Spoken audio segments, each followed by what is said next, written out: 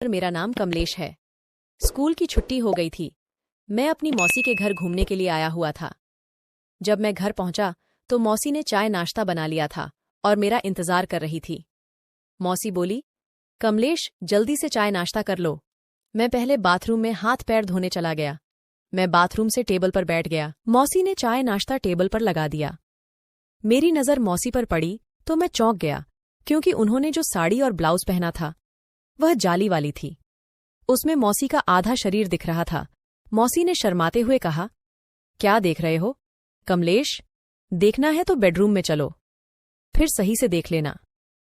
ये सुनकर मुझे थोड़ा अजीब सा महसूस हुआ, क्योंकि कभी भी मौसी मेरे साथ ऐसा मजाक पहले नहीं किया था।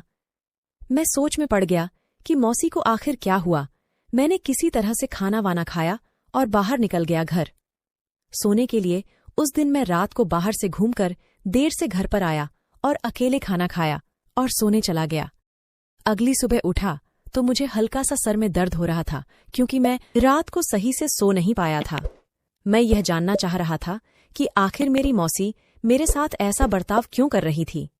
मैं जितना भी सोचता उतना ही उलझ। मैंने दोपहर का खाना खाने के बाद अपने कमरे में आराम कर रहा था। अचानक से मौसी ने आवाज लगाई। मैं उठकर देखने गया तो मौसी को देखकर चौंक गया, क्योंकि मेरी मौसी बाथरूम का दरवाजा खोलकर नहा रही थी और मैंने अपनी मौसी को नहाते हुए देख लिया था। तभी मौसी ने कहा, अरे बाहर क्यों खड़े हो, अंदर आ जाओ। मैं अंदर जाने की बजाय बचाने लगा, क्योंकि मुझे शर्म आ रही थी। मैं बोला, अरे मौसी आप हैं, क्या कर रही है? मैं बाहर तो जाना चाह रहा था, पर मैं चाहते हुए भी बाहर ना जा सका। मौसी बोली, क्या कमलेश, तुम्हारे अंदर फीलिंग है कि नहीं?